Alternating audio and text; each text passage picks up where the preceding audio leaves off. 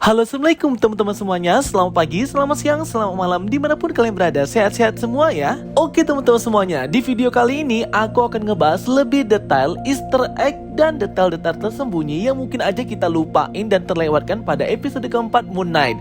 Sejauh ini episode keempat sudah menimbulkan banyak pertanyaan ya guys, dan banyak juga Easter egg tersembunyi yang seru banget untuk kita bahas. Oke, nggak usah bacot, let's check it out. Di scene ketika avatar dewa Osiris menempatkan patung atau Ushabti Khonshu di rak patung dewa-dewa lain, ini mengartikan bahwa dewa-dewi Ennead sudah pernah melakukan penyegelan dan pengurungan dengan dewa-dewi lainnya dalam Ushabti. Seperti yang dikatakan avatar dewa Osiris kepada Atur Haro di final episode ketiga, bahwa pendahulu Khonshu, dewa-dewi terdahulu, itu bernasib sama dengannya terkurung dalam Ushabti. Total ada 10 patung kecil atau Ushabti di rak ini, plus patungnya Dewi Amit. Jadi total ada 11 patung atau 11 dewa yang disegel oleh kelima orang dewa-dewi Ennead ini, yang merupakan dewa-dewi inti. Jadi mereka ini kayak pemimpin dewa di atas dewa-dewa. 10 dewa-dewi di rak ini yang kelihatan ya, kayaknya kalau aku zoom, teman-teman juga bisa zoom sendiri. Ada dewa Khonshu yang di tengah, ada dewa Khepri yang di sebelah kanan, ada dewa Sobek, ada dewa Anubis, dan yang pendek ini sepertinya dewa Bes. Dan dewa-dewi Mesir lainnya aku kurang jelas ya guys gambarnya. Dan sebenarnya patung dewa-dewi ini juga sudah muncul di kredit akhir series Moon Knight seperti di gambar ini. Nah, yang ke-11 ya Dewi Amit itu sendiri. Jadi bisa kita simpulkan bahwa dewa-dewi Mesir ini terbagi jadi dua kelompok, kelompok pro dan kontra. Kayak pemerintah aja ya. Dua kelompok ini kayak nggak sejalan gitu ya dengan ideologinya dewa-dewi Ennead, dewa-dewi inti. Makanya 11 dewa ini dikurung semuanya karena nggak sepaham ideologinya dan tidak nurut sama 5 dewa ini. Yang dimana Ennead percaya mereka tidak boleh terungkap oleh manusia dan tidak boleh ikut campur urusan manusia.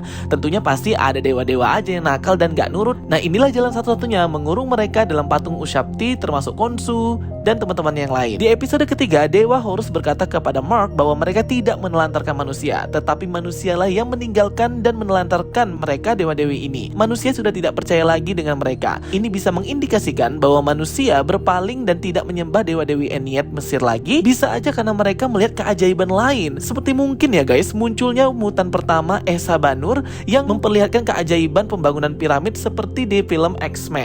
Atau mungkin varian Kang Ramatut yang datang dari masa lalu dan memimpin Mesir dengan segudang teknologi dan juga kebisaannya. Jadi orang-orang kayak lebih percaya sama orang-orang itu gitu loh. Kita juga semua sudah tahu ya bahwa ada Ramatut varian Kang gambarnya di jaket pengikut Dewi Amit preman ini. Atau mungkin Eternals yang sudah berada di bumi dan membantu manusia secara langsung lebih dari 7.000 tahun yang lalu. Gila sih ya kalau benar-benar mind blowing banget pastinya. Jadi mungkin orang-orang lebih percaya Eternals yang langsung berada di sekeliling manusia. Semua ini kan cerita Marvel komik, jadi bisa aja berhubungan dan terkoneksi satu sama lain. Walaupun kita tahu beberapa film bukan bagian dari Marvel Cinematic Universe, tapi sumber materialnya tetap berasal dari komik Marvel. Next, detail berikutnya adalah kambing hitam di atas tebing saat perjalanan Layla dan Mark Spector menuju makam Amit. Random banget ya kambing ini. Menurut sumber, kambing khas Mesir ini biasa disebut Nubian God, memiliki beragam macam warna, salah satunya hitam. Simbolisme kambing hitam ini artinya mengharuskan kita untuk dapat mengeksplorasi dan menerima keunikan, keanehan, dan perbedaan dalam diri kita. Persis seperti Mark Spector yang berbeda karena memiliki 3 kepribadian. Next, detail berikutnya ketika Stephen dan Layla tiba di camp kelompok Arthur Harrow, kita melihat tempatnya sudah ditinggalkan dan mereka semua sudah masuk ke dalam lubang atau gua ini. Terlihat darah segar yang sudah kering dan alat pisau belati khas Mesir untuk merobek badan dengan tujuan mumifikasi. Sepertinya dari galian lubang ini keluar ya sebuah makhluk yang menyerang rombongan Arthur Harrow. Nah, yang makhluk hitam itu yang mungkin genderuwo ini ya, atau monster hitam ini, nanti kita bahas. Di sini juga pertama kali Stephen dan Layla berciuman. Layla mencium aroma Mark di tubuhnya Stephen. Ya iyalah, kan emang orang yang sama, cuman kepribadiannya aja yang beda. Terlihat di sini Layla sangat suka dengan bagian kepribadian Mark, yaitu Stephen ya. Bahkan hobi mereka juga sama, kayak di episode kedua waktu pertama kali mereka bertemu. Setelahnya Stephen kena tinju ketika sesaat Mark mengambil alih badannya. Next, ketika dia masuk ke dalam lubang atau gua, kepintaran Stephen akan pengetahuan arkeologinya sangat membantu dalam memecahkan misteri kemana arah jalan makam ke Dewi Amit. Di dalamnya juga mereka disambut berbagai patung khas Mesir kuno.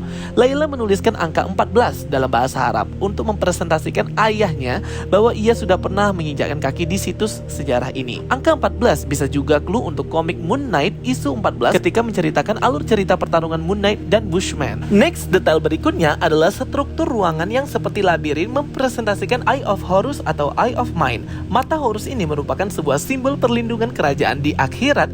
Dalam mitologi Mesir, Eye of Horus ini merupakan lambang kekuatan perlindungan dari dewa-dewi di zaman Mesir kuno, mewakili 6 titik panca indera. Salah satunya lidah, mewakili suara atau kalimat yang keluar dari mulut, mewakili suara dan kehendak Dewi Amit. Di sini terungkap bahwa avatar terakhir Dewi Amit yang mengkhianatinya, seperti dikatakan Arthur Harrow kepada Stephen di episode pertama, adalah seorang Firaun atau pemimpin Mesir. Berikutnya, Layla dan Mark sampai di sebuah ruangan dengan hieroglif pendeta Heka, bisa disebut penyihir kuat zaman Mesir kuno yang bertugas melindungi raja. Terlihat di lukisan ini ada 6 Heka yang berdiri di antara raja, menandakan perlindungan dari dua sisi oleh para pendeta Heka. Jika raja mati, mereka juga harus ikut mati untuk melindungi raja di akhirat. Kasian banget ya, sudah mati masih harus kerja.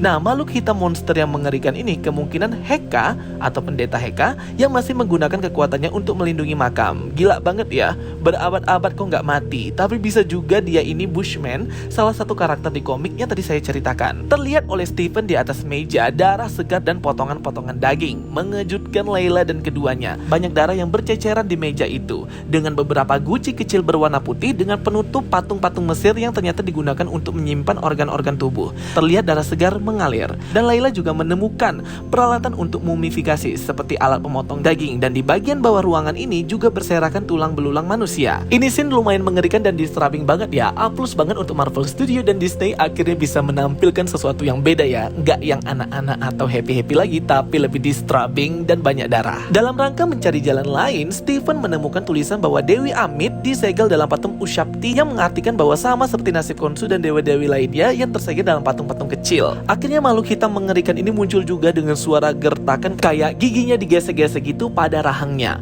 Penampilannya yang sangat hitam, kemungkinan inilah salah satu pendeta Heka penjaga makam.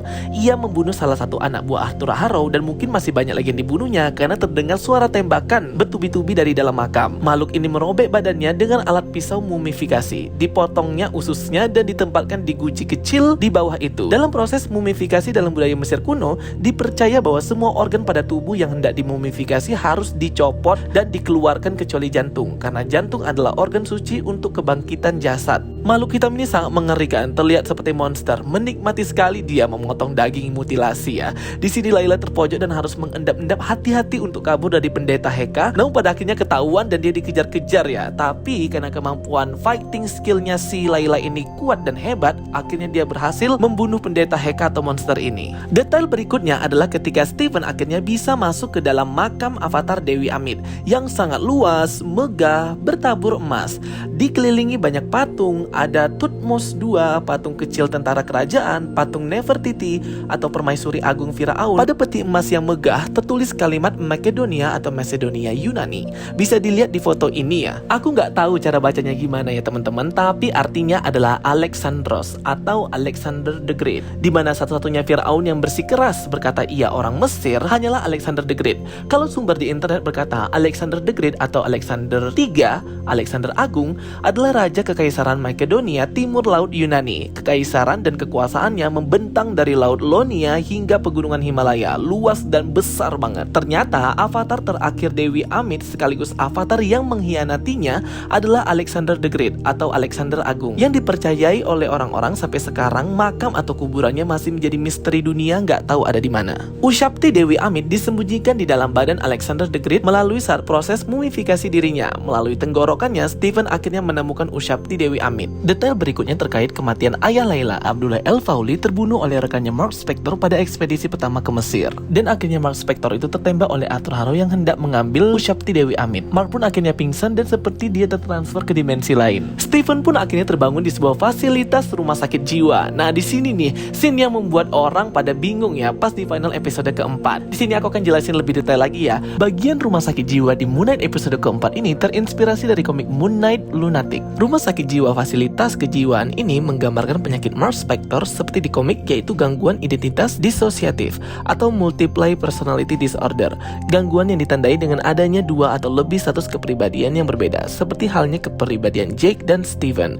Terlihat karakter Goldman, manusia emas yang sering diajak ngobrol Steven, yaitu Bertrand Crowley yang juga merupakan karakter dari komik. Dan juga terlihat ada permainan Rubik seperti yang dimainkan Steven di episode pertama. Dan ada wanita berkulit hitam pengikut Arthur Harrow yang jahat sebagai suster di rumah sakit sakit. Terlihat juga karakter Donna, atasan Steven di museum yang memegang boneka kumbang Capri khas Mesir yang juga sebagai pasien. Dan juga ada cupcake kue seperti yang ada di episode kedua. Terlihat juga detail gambar konsu yang dibuat seperti burung persis kayak yang dikatakan Steven ke Mark, stupid pigeon. Terlihat juga ada goldfish, ikan koi emas Steven seperti di episode pertama. Dan akhirnya kita melihat Mark yang sedang berada di atas kursi roda terikat. Semua yang hadir di ruangan ini menggambarkan ingatan Mark atau Steven yang sudah ia lalui selama di episode ini. Ingatan ini muncul kembali sebagai suatu proyeksi objek ingatan Mark ke dalam permainan pikiran Arthur Harrow. Terlihat juga di sini si Layla yang bertingkah sama gilanya memegang kartu bingo seperti teaser poster Moon Knight episode keempat. Mark pun dibawa menghadap ke kepala rumah sakit jiwa yaitu Arthur Harrow itu sendiri. Sudah jelas banget ini semua permainan sihir manipulasi pikiran Arthur Harrow. Ada gambaran lukisan kota dikelilingi pegunungan persis mirip sama seperti pertama kali ia bertemu Arthur Harrow di scene episode kedua. Ada juga patung kambing berbentuk salah satu dewa-dewi Mesir di meja Arthur Harrow dan piramida dari gelas mirip saat tempat pertarungan Moon Knight dan Anton Mogart. Terlihat juga guci-guci putih dengan patung-patung hewan khas Mesir dengan warna emas di bagian kepalanya. Ada yang seperti manusia, seperti elang, seperti anjing, misterius banget. Dan ada satu yang berbeda lebih besar dan full emas yaitu patung berbentuk kepala buaya Dewi Amit. Tentu ini menggambarkan kemenangan Dewi Amit karena patungnya beda sendiri dan besar sendiri.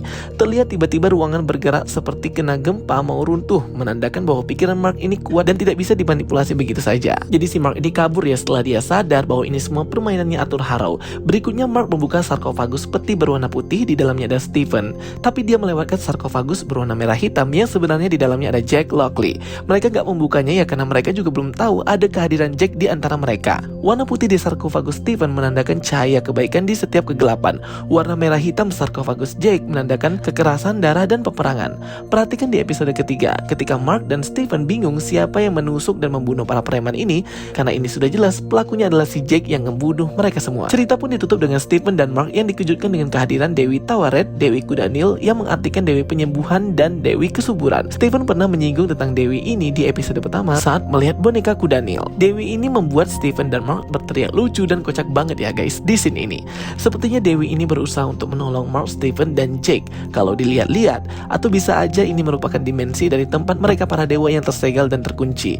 Dewi Tawaret ini akan datang sebagai penolong dan menjelaskan apa yang sebenarnya terjadi dan bagaimana cara penyelesaiannya. Tapi kita lihat aja sebenarnya di next episode minggu depan. Jadi intinya untuknya rumah sakit jiwa itu lebih kayak permainan pikiran aja seperti di komiknya Moon Knight Lunatic. Jadi itu kayak permainan pikiran yang mengharuskan Mark Spector untuk bisa kabur dari situ dan selamat dari situ agar dia bisa kembali ke dunia aslinya atau dunia real life ya. Jadi bukan berasal dari cuman halusinasi ilusinya si Mark aja, tidak. Semuanya itu benar-benar terjadi. Nah yang jadi buat aku penasaran sebenarnya Dewi Tawaret ini nanti seperti apa dia ini berperannya ya. Semoga aja nanti dia ini malah menolong Mark atau Steven ya untuk mengalahkan Arthur Harrow. Dan aku yakin banget 2 final episode season pertama dari series Moon Knight ini akan mind blowing dan keren banget. Apalagi episode terakhirnya hari yang sama premier Multiverse of Madness. Oke teman-teman semuanya, itu dia ya video penjelasan dari aku tentang detail-detail dan easter egg tersembunyi di series Moon Knight episode keempat. Semoga informasi yang aku berikan bisa membantu kalian semua. Thanks for watching my videos. Don't forget to like and subscribe ya guys.